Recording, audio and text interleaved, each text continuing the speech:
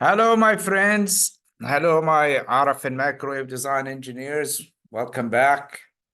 Um, Today, I'm going to continue with my series on the design and modeling of macrostrip line to substrate integrated waveguide transitions with using a matching section, which is a tapered line. Okay, so my name is Dr. Mohamed Nezami. I'm an RF and microwave circuits and systems design consultant, freelance.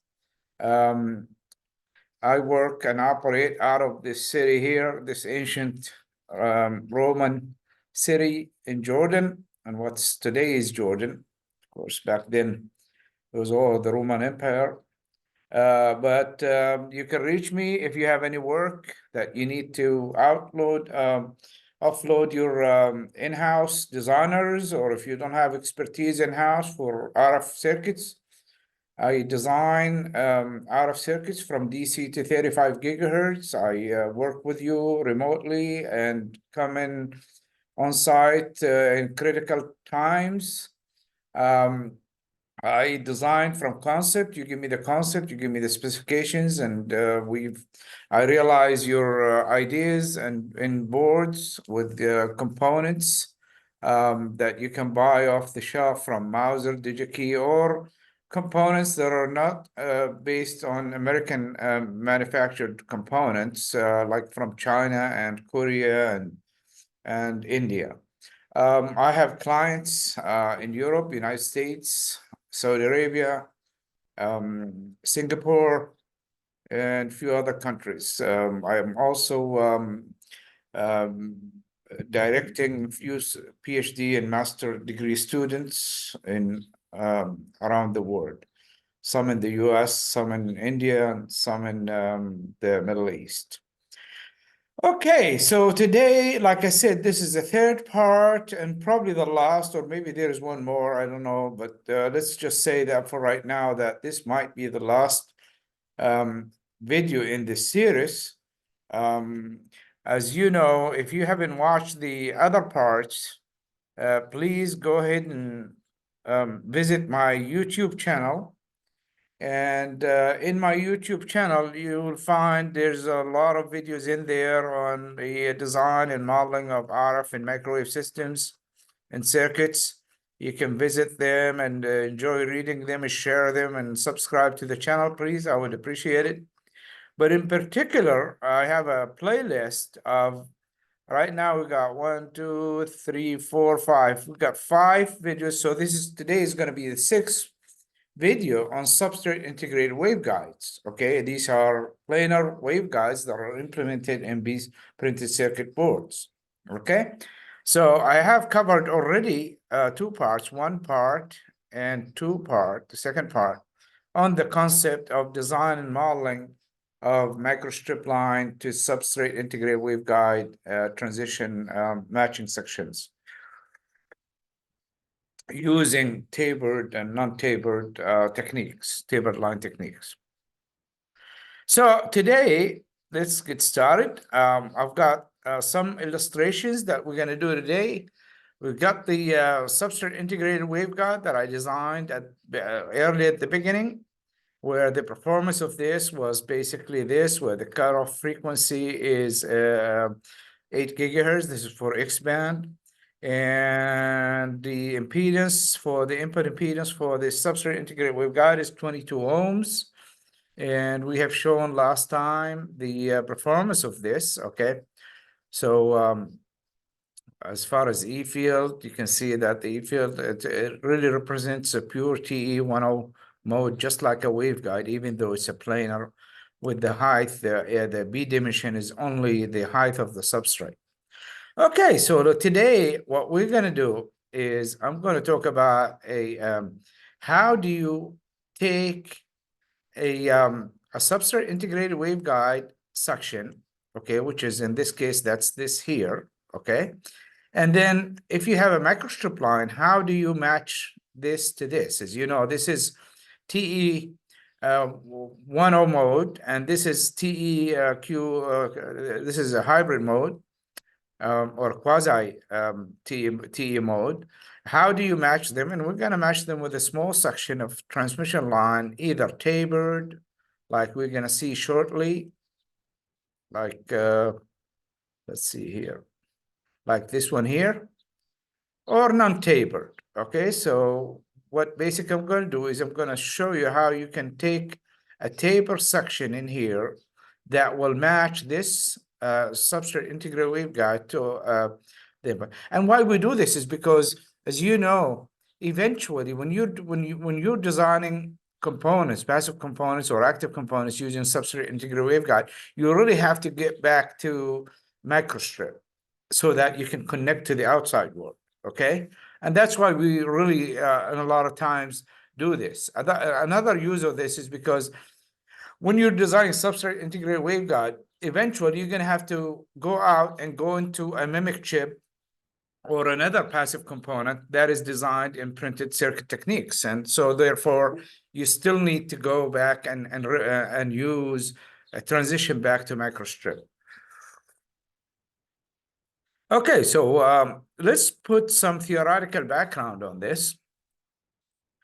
So basically what we want to cover how do you take an existing substrate integrated waveguide, which is operating in a TEM mode, like this one here, TE10, okay? And then transition into a microstrip line, which is quasi-TEM propagation mode in this case here.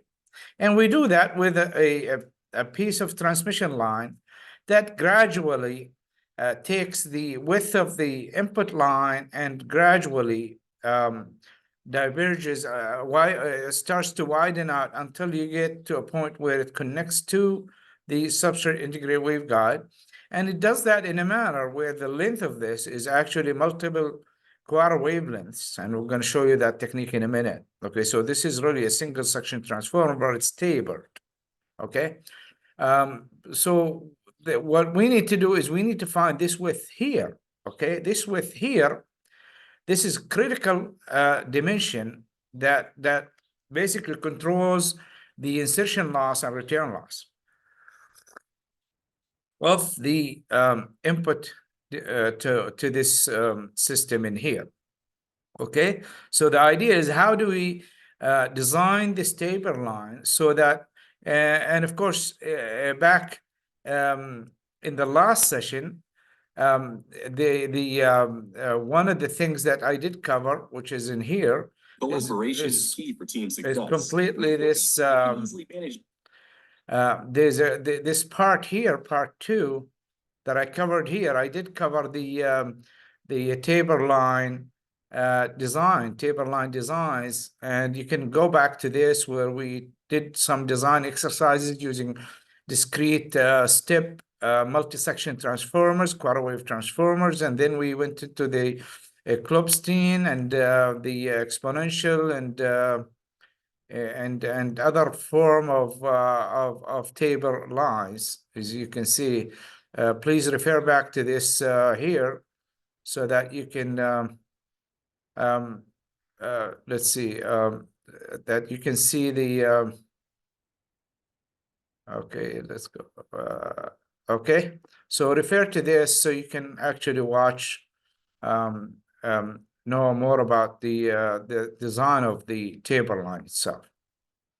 Okay, so just to refresh your mind, we did detail how the evolvement of substrate integrated waveguide, SIW, from the concept of a rigid, bulky, rectangular waveguide. Okay, so basically what we did is we took a rectangular waveguide with a height of B height, okay, which air-filled, so the epsilon is 1 in this case.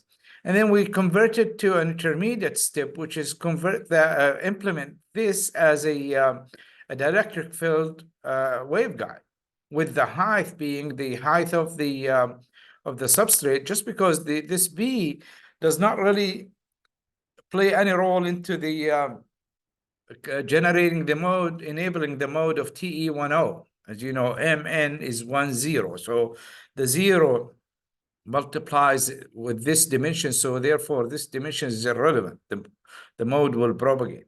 And then we took this, which is easily mathematically can be formulated, and went into this, which is basically all we did is instead of the walls on each side, electrical walls, what we did here is we inserted vias so that to trick the waves that are propagating through this waveguide that this is really an electrical wall, okay? And that's what these, so for these to be really electrical walls, they have to follow a certain condition in which, of course, in this case, we said that the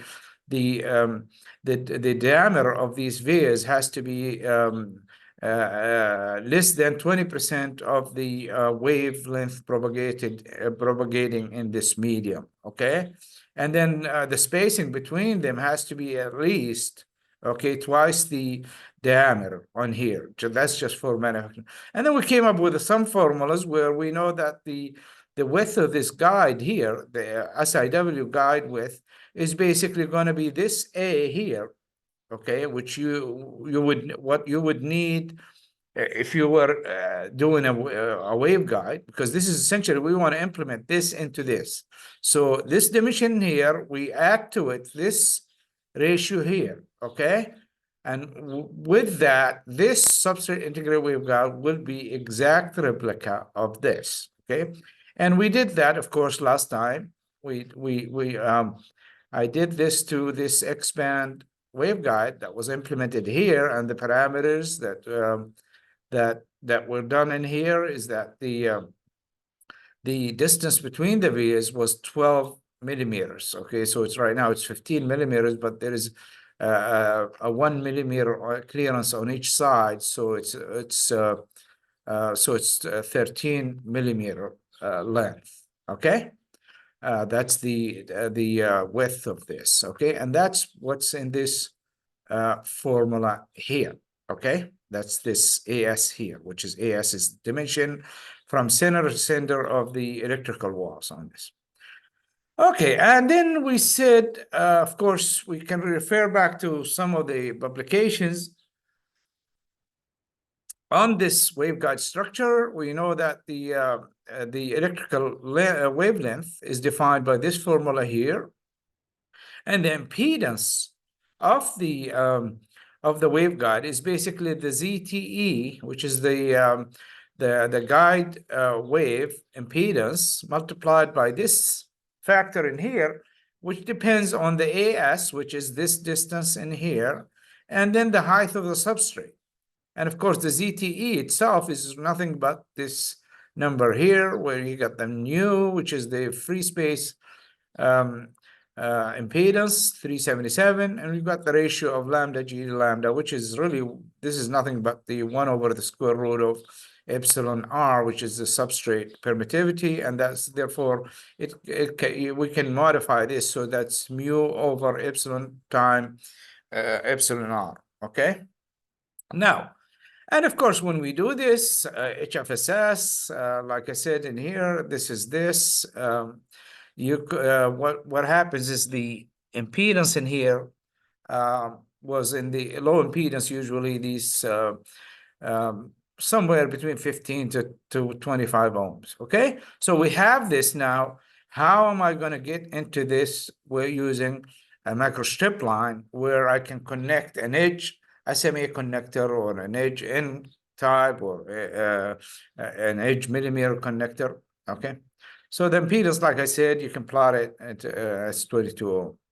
So how are we going to match this? So what we want to do is we really want to now talk about how do you implement this? How do I implement this suction in here that matches the input microstrip line to the substrate integrated waveguide, okay? And so we do this through these steps here, okay? So basically what we do is the first thing, we want to compute what the width of the microstrip line is. And that's obvious, okay? That's because you have a substrate that you're using, so therefore you have the parameter substrate. You can come up and say, if let's say that your input impedance was 50 ohm, if your system impedance is 50 ohm, then obviously you can compute that W. So that's the width of that line. Okay, so therefore, then I know what this width is right here, and I know what the width of the substrate integrated waveguide. So with this and the substrate parameters, I need to find out what the dimension of the table that basically matches both of them. Okay, so let's see how you would do that. So once we calculated the macrostrip line width, okay, and next after having computed the substrate integrated waveguide, next we want to really compute the width and the length of the table, okay, the tapered line, and then of course construct it in the EM modeling tools such as HFSS, like I'm doing here, okay, and then run the simulations and basically see what you get, and then you can actually focus on the macrostrip, the line in here that matches. This is non-tapered, but if it was tapered, let's see this one here, for instance. So what you need to do is then you can focus on basically how to optimize the width and the length of this tapered line, and that's what we're going to do. So I have two approaches. Okay, the first approach, which is a quick, dirty way of designing this, and that's basically based on some approximated equations, and then in conjunction with the optimization in here. So what happens is basically you can, what we would do after you design it, then you can sweep the length and width, and basically observe the just like we would do here. And you can come in here, that's the length. You can sweep the length and watch the input return loss, and then you can pick your dimension based on the optimization, or based on the synthesis, the sweeping in here. The sweeping is done, of course, the done is in the optometry sections of this. So you can go to optometry in here, and then what I have in here, for instance, is, as you can see here, that the normal value of the length is 5.4 millimeter. But what I did is I swept it. This is what I estimated analytically. And then I put it on the EM model, and then sweep the dimension from 3 to down to 8, up to 8 by 0.2 millimeter steps, and then watch how the response is, and then you pick that, and so you do it for the length and width, and then come back and get your optimal one done. Okay, so let's see how we do both of them. Okay, so the first one, let's just start analytically. How people treated this in the publications. Okay, there's several publications. Among them is this one here, Design Equations for Tapered Microstrip Substrate Integrated Waveguide Transition by Dominique Deslandes. And what he did a paper where he said, okay, we need this transition at this point here, where the taper width, we need at this point, looking back that way into the microstrip line impedance, and looking into the SIW, substrate integrated waveguide, we need the input impedances to be the same, and therefore that would be a match. Okay, so what he did, he took the equations, the microstrip line equations, in which you can see part of it is right here, where, as you know, these are common, I think the Wheeler equations, they call them, if I'm not mistaken. But these are how you calculate the specific width for a substrate to realize a certain impedance using a transmission line for two cases where the width to height, the width of the line to the height of the substrate, if it's less than 1 or it's greater than 1, you use either one of these equations. But in this case, what happens is that they took the impedance in this case into the microstrip line, and then they took the impedance into the SIW, being modeled as a dielectric field waveguide, okay? And then they came up with an equation for this dimension in here for the impedances to be equal. And that dimension, of course, in here and in here. Now, if this width has to be equal on both sides, because the width in here has to be equal on both sides, then what I could do is I can make this equation equal to that equation and solve for the width, basically, okay? And what that does, that basically involves, this is a very complicated equation to solve, because you have to guess what the, you have to guess, start trialing out and seeing what the minimum. So what you can do, you can, since this is equal to this, you can subtract them and make them equal to 0, and then vary the width until you get to 0. And that's basically what I'll show you in a minute how we do that mathematically.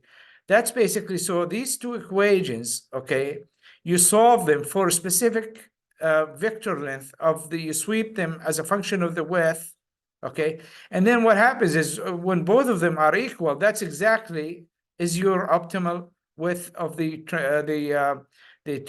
taper line, okay? And that is done basically using MATLAB programming that I did for you here. And what I'm going to do, I'm going to paste this MATLAB script into the notes of the video, so you can scroll down in the video and find this one here, and then basically try it yourself. So let's get back to here. So that's basically what we need to do, okay? And let's just focus as a first method. What I want to do is I want to design it, use this transition without taper, just a specific length and width of a transmission line. I said to myself, well, it can't be that terribly far from the taper line, and it might work for certain frequency region.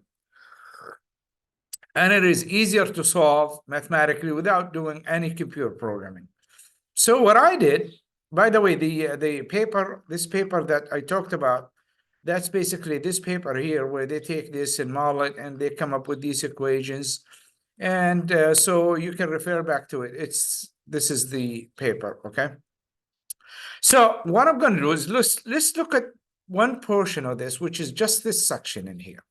So what this says is that it says, well, the WE is basically as a function of the effective width of the SIW width as a function of this exponential term in here, e to the minus such and such, with all of these here, which is based on the permittivity of substrate and the height and width, okay? So what I'm going to do right now is I'm going to assume that the height of width in here is so tiny, okay? And so let's take that here. I'm going to assume that this term in here is so tiny, and if you do that, this is basically 1 here, and these two in here, these two terms are basically epsilon r, and therefore this completely removes the epsilon r as a parameter in here, and you end up with an equation in here that you can simplify and find out that the WE has to be half of this distance here from via to via, okay, which is the SIW, the substrate integrated waveguide, broad length, okay, broad width. The width of that waveguide, basically half of it, if you start out with half of it on that line, that's really a good starting point. So, okay, so, and that's what I did. So I said, okay, let me, of course, the length of this is a quarter wavelength. So that's what I did. And these are the parameters. So I parameterized this structure in here. And that's what you see in here, basically. Okay. So you see this. So we've got this line here. Okay. Why is the copper in here? Let's see the bottom. And 0. Okay. So okay, so what I'm going to do is I'm going to parameterize this, and that's basically in here. Okay, so I've got the taper, the width of the taper match, okay, and the length of the taper match, okay, they're in here. Okay, so what I did is I went in and started out with a certain value, and then I optimized it, and this is basically what I got when I simulated this. I'll show you how I swept this, both length and width. So what you end up doing is basically when you run it, this is what I got. Okay, so it gives me good return loss anywhere from below 10 gigahertz, 9 gigahertz, all the way to 7 here, which is 17 gigahertz. Okay, and it's pretty good. So okay, and if I look at the impedance, okay, the input impedance, and in this case, of course, this is scaled out wrong. So let's do this. Let's do this 0 and do this 200, for instance. Okay, so this is the input impedance, which shows that it is actually, in fact, 50 ohm, near 50 ohm everywhere you can see. So that's good. So which means that we have a match. Okay. Oops. Okay, and then we can actually view the E field on this line, and that's what we get here, basically. So we can, okay, so you can see how the field and the current density on the copper itself, as you can see how it is, okay? All right, you can even, let's say, animate this so we can see that the E field propagation in the interface. Okay, so you can see how it is right at the intersection, the step, how it's behaving, okay? So we can go from top, see that on the top. It is. Okay, so you can see that the transition between how it transitions from the input microstrip line onto the intermediate transformer and then onto the TE 10 waveguide, substrate integrated waveguide. Okay. All right, so how did I come up with these dimensions that basically enabled me to do the to get this performance in here? Okay, well, that's basically what I said in a moment ago. Basically, I took the what I did is, first of all, I swept the length. Okay, or actually, I fixed the length to quarter wave first, and then swept the width. Okay, and that's what you see in here, basically. And let's see the result of that. So what I did is I swept the width, and you can then go back to any of these and pick any of these, and then, of course, in this case, I chose the width to be 3.5, I think. So the 3.5 is this curve here. Okay, so you take that and then you fix that, and then, of course, after you do that, then you can go back and actually do the length, sweep the length. And that's what I did here. And you can see that the length is swept in here, okay? And you can see various lines. And you can see that the length, I swept it in such a way that I stayed just small area below and above quarter wavelength, okay? And then you can actually come in and choose whichever one you happen to choose. And that's basically what I did, okay? So that's a quick way of doing it. So let's review how we did that. So what I did is basically I came in here and I said, let me just go ahead and construct this line in here as a step line, which is a quarter wave length, okay? And the width of that line is basically half of the substrate integrated waveguide width. And then through sweeping both the width and the length, I chose what where that point should be. Of course, really in the optometry of this, If you go back to the optometry, let me see this one here. Here it is, okay? On this particular case. In here, I chose this parameter to do this, but really what you can do is you can, in fact, use optimization. You don't have to do it this way. This is really cruel hand tweaking, you might say, but you could have easily came in and went into the optimization and parameterized some of these dimensions and actually wrote some expressions, and then it would automatically solve and find what the optimal length of width has to be, okay? All right, so let's go now. So this is really simple. It's not very difficult. So let's go ahead and to the table one, okay? So this is my table one, and this is more appropriate, okay, for broadband. The first thing I want to do, I want to show you is probably some of you might have a hard time creating the table in here. And it turns out really the table in here really is can be created simple. So what I did is I created the Microstrip line. Let me look on top on this. I created the Microstrip line first, okay? And then of course, I created the substrate integrated waveguide. And now how do I do taper between from this dimension in here, this width here, onto a specific width onto this one here? So what I did is I created another copper, which is, I called it taper end in here, okay? On top of this, with the same height. I mean, if you look at this, it's, let me hide some of the stuff in here so we can see this. So you can see that what I did, oh, I didn't want to cover the, okay, let me get the SW back in. Sure.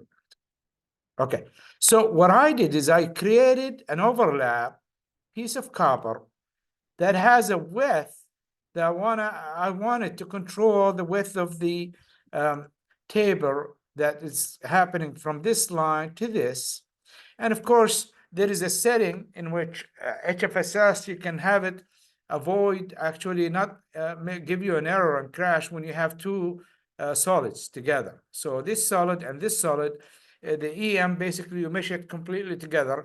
Or what you could do is if you want, you can, as soon as you found the dimension, you can go and unify this and this, okay? But really that line in here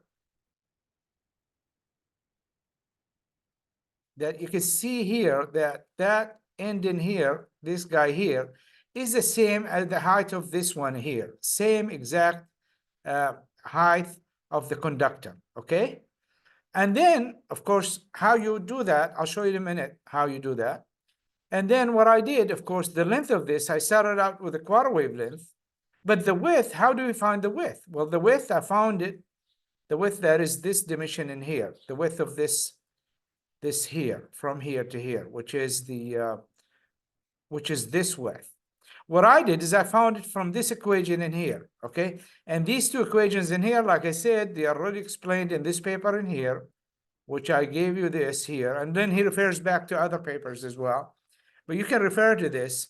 He gives you specific, he has two equations. One describes the input impedance of a dielectric field waveguide, and the other one is the microstrip line common, the classical conventional microstrip line impedance equation. And he equates these two, and then he can find out where they are equal, okay? And that's basically will give him the effective width of the taper. And the way I did this is I said, okay, so we covered this. So I said, okay, let's do this. So we know that this equation in here has to equal to this equation. Now, this equation in here is the transmission, the microstrip line width for a specific impedance when the width to height is greater than 1. Okay, that's this one here. Okay, if your substrate is different, if it falls in this category in here, then you have to use this equation here. So I took this equation here, okay?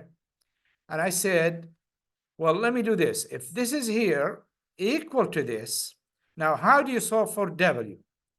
What we need to find out is what W is at this point. The H is the height of the parameter. This is the intrinsic impedance, 377 ohm. Let's see, AE is the width of the SIW, and the epsilon R, the substrate of the material. So the only dimension that you need to find out is W in here.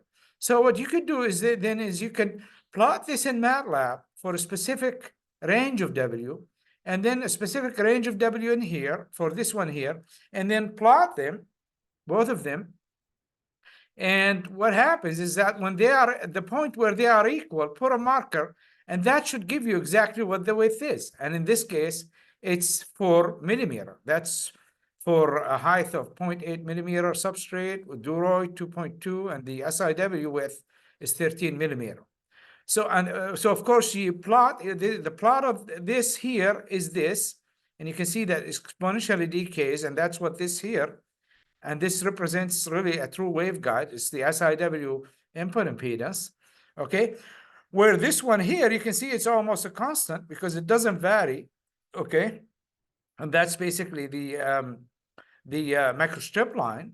And then what I can do is basically, that point right there is basically where you could do it by hand, but also you could program it in the MATLAB itself. And let me show you how you do that. So this is a MATLAB code that I wrote, and a lot of people did the same thing too, probably.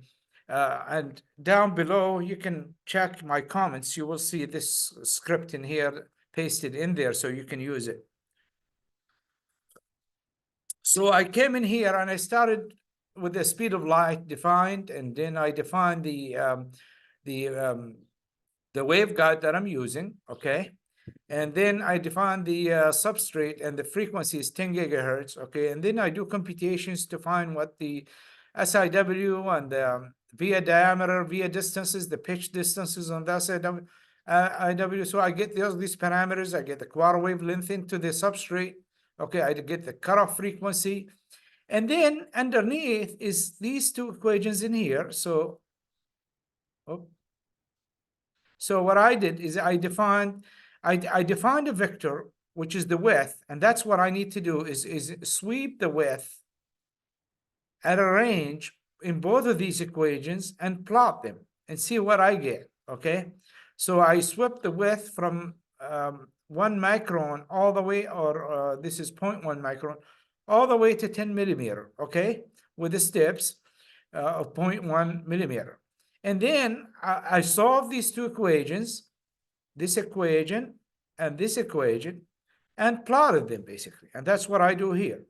And this case in here is for when the width to height is greater than 1 actually, okay?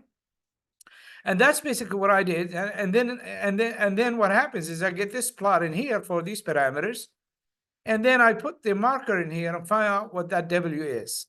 And then I go back and fix it. So the width in here is 4 millimeter in this case. And then I swapped it, and that's what I get basically. Actually, that's not, this is the optimized one, but I'll come back to this. And then you do that for the W to H less than 1 as well, okay? All right, let's see. This piece of code in here is, okay, so you can do that visually, but you can do it automatically like I did here, okay? And the way to do that is basically subtract these two equations from each other and find the indices of width where that both of these, the difference between these is 0. And that corresponds to this point, which is 4 millimeter. Okay, and that's what this says here, okay? So what I do is I store the width array, which is this array in here, and then I put the two functions, okay? I call it F1 and F2, okay? One for the SIW and one for the microstrip line, and then I subtract them, okay? So I take the difference between them, okay? And then I find out where the zero crossing point of this function. So the zero crossing function of that here, which is equal to this, where the difference between these. And then I can print what that point is, and that's what I get here, okay? So, so I do that, and then basically what I get is let's go back to this. So that's what we get, okay? And then you can see that, let me see here. Okay, so let me view the whole thing, all of these things together.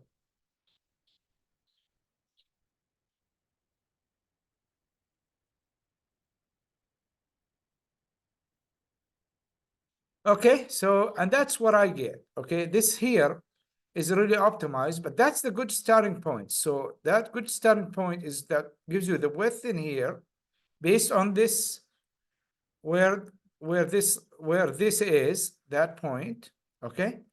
And then the length, of course, you can start out with a quarter wavelength and then go back and forth to see where that sweet spot is that maximizes the or maximizes the minimizes the interstitial loss and maximizes the return loss in absolute value, of course.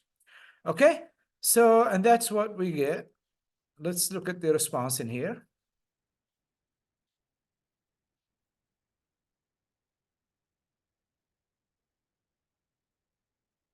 So that's what I get in here. And unfortunately, I lost the markers, but let's put some markers on this. So we start out, let's say return loss of 10, no, of 15, let's say, right here.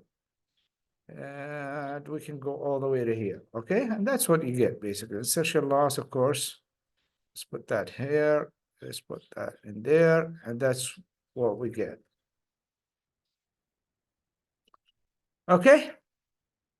And of course, the input impedance is 50 ohm. Very good. Okay.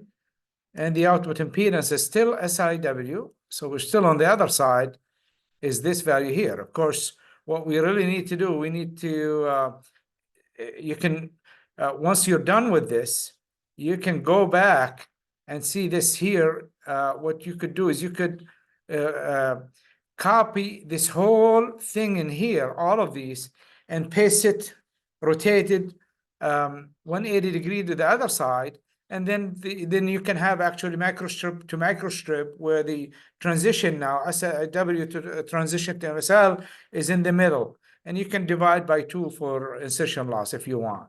Okay.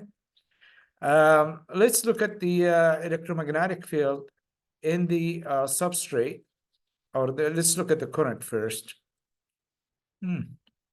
Fortunately, I didn't do it here, but we'll come back to this. We'll do it. Okay. Now, before I show you how to create a table, let's go and see basically how to, we did, okay, that's a step, this is step, table. So this is the one we want to look at, really. Okay, let's see this one.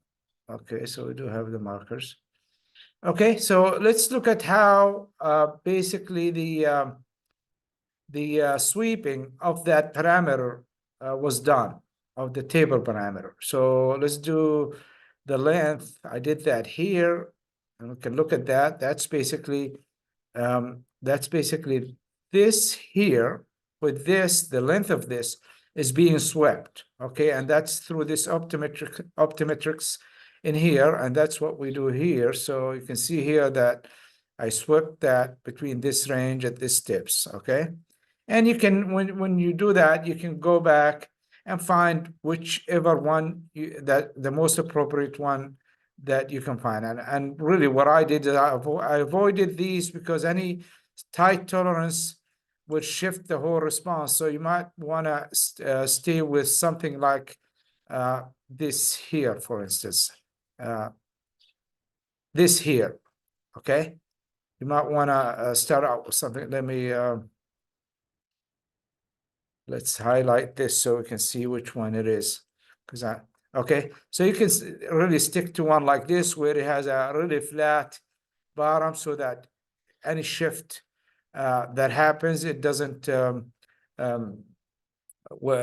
it doesn't become terrible. Okay, and then the same thing you can do to the width. Basically, let's see how we did that.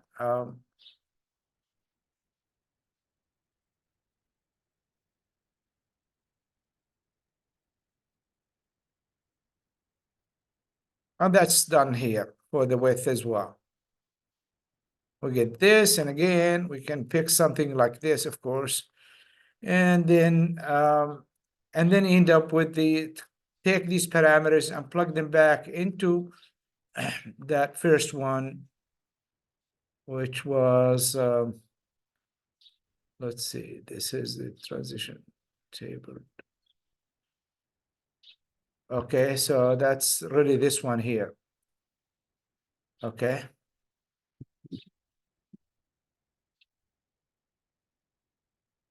And that's what we get. Okay, so basically, all right. So now what I want to do is before I'm going to come back and run this model so I can show you although I have a picture of it here. So basically we have this, okay. And now we have designed this and optimized it. So that's the response that we got. And you can see that it's pretty good. Anywhere from, let's say, marker 1 is 9 gigahertz, 15 dB of return loss, all the way to M9, which is 21 gigahertz. Minimum loss, of course. Worst case is like 0.4 dB. Okay, this is the current density in the copper and the electromagnetic field propagation in the substrate. Okay, in the 3 sections, okay, in the microstrip line, you can see how that is, and then the tapered line, and then the TE10 SIW. Of course, the sweeping, I've showed you how to do that, how we did that, and so forth. Okay, so let's go back to this, and what I want to do is I want to show you how do you create, because I found out when I tried to do it at first, it's really simple, but then it took seconds to realize what I have to do. Okay, so let's say that I have this, and let me for right now, let's just delete this. Okay, and so what I did is, this is what you did, of course, is you created this. Here's a microstrip line. Okay, and then there's the taper end, which is here, and then there is the SIW copper in here. Of course, this is really one copper, okay? But I just created this here, the taper end in here. I created it so that its width corresponds to the tapered width that has to extend from here all the way to here. And the way I did this is you come in here. Let me hide the SIW first, and hide the substrate, and hide the bottom, okay, and keep just these 2 pieces of copper in here, okay. So what I did is the first thing you need to do, you need to be in the face mode, face selection, and I'll select the face of this, okay, and then go out to here and also select the face of the other one, of this one here, and of course holding the control key so that you pick both faces together.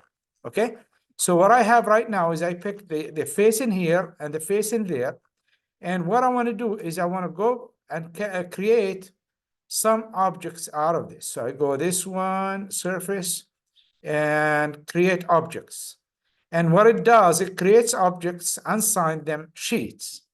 Now they're all picked. So what I'm going to do while they're picked, I'm going to go in again and go to the surface function, and there's one command which is connect, and that's what you get basically. Okay, you can see how I did that, and you end up with the table in there done.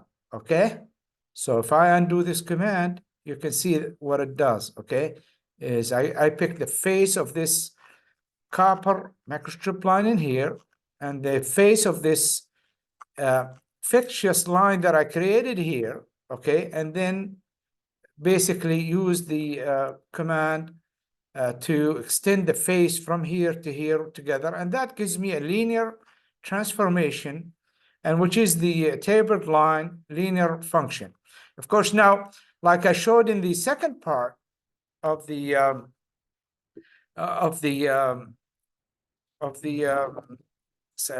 if you go back to my videos in here, this second part in here, I showed how to design the match between any two arbitrary impedances. And of course, you could have really used that right here, because what you know, what you have is you have the impedance of the SIW line, okay, in here, and then what you could do is you could actually plot this according to a specific function, just like I showed in there, okay? So there you have it, ladies and gentlemen. So basically what we did today is we covered how do you create a transition tapered match between Microstrip line and substrate integrated waveguide.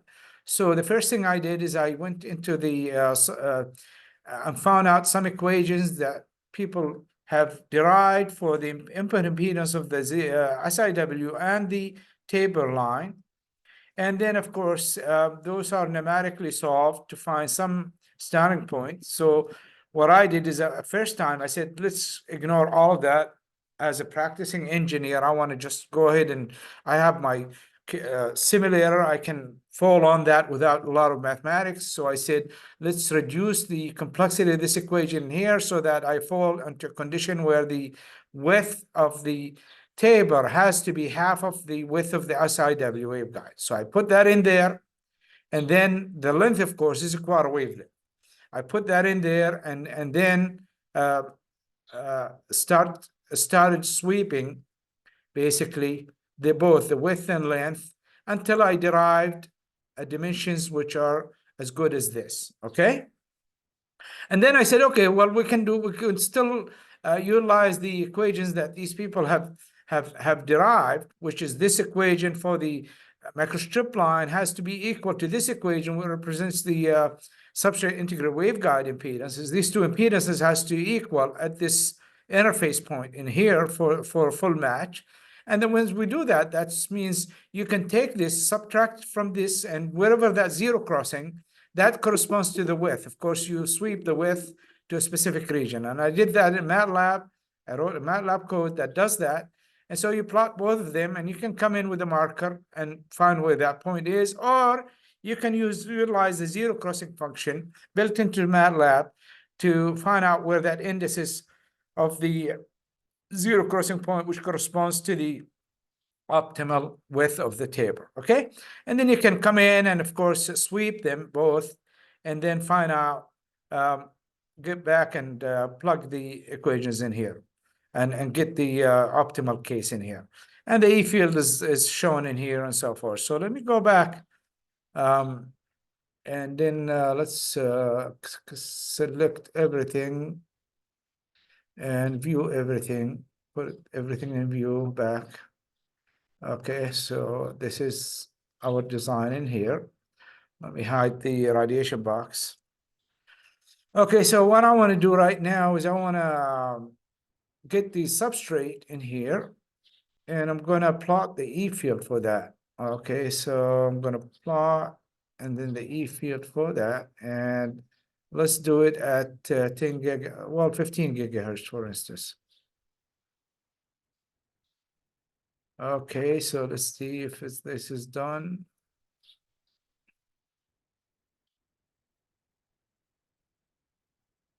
Okay, well, I need to run the analysis again, so let's just run the analysis all over. Okay, so ladies and gentlemen, this is what you end up doing anyways. You're going to get basically these two plots in here, which a lot of you are familiar with right now. So that's basically what I did, ladies and gentlemen. This is Dr. Mohamed Nezami thanking you again. If you would like to do any cooperation between myself and your company or organization, please don't hesitate to call me at this number or at this email here. I operate out of Jerash, Jordan, what you see back in the background. So my rate is very reasonable, very inexpensive compared to consultants in the US and Europe. Okay, so let's see if this is, okay, there we go. So it's done. Okay, so this is basically, as it's solving, this is what you basically see. This is the E field, and we can see the current surface density. This is the current surface density at 15 gigahertz. Okay. And you can hear probably the fan in the computer is going because there's so much number crushing going on. Okay, let's see if we can animate right now before we go into the before it finishes, before it converges completely. Okay, oh, you can do that. Oh, that's interesting. Didn't know that. Okay. Now we can go actually to the current density and just watch how that is done as well. Pretty good, very nice. This is very good for graduate students who are taking courses in Microstrip devices, just to see visually. This is unbelievable because when I started my master's degree back in 1991, it would not have been imaginable that someday we're going to be able to see this. And here it is, after a very long time. Okay, ladies and gentlemen, so appreciate you. You can go back again to my channel and please do subscribe to the channel. This is my YouTube channel. I would appreciate it if you subscribe. Another thing also, what you could do if you like this effort and if you would like to help out in the effort and sponsor some of these sessions, you can do that with PayPal. And I have 2 people that have done that already. I appreciate your commitment. Appreciate that. And that goes toward expenses of future sessions. Okay, ladies and gentlemen, thank you very much and have a great day.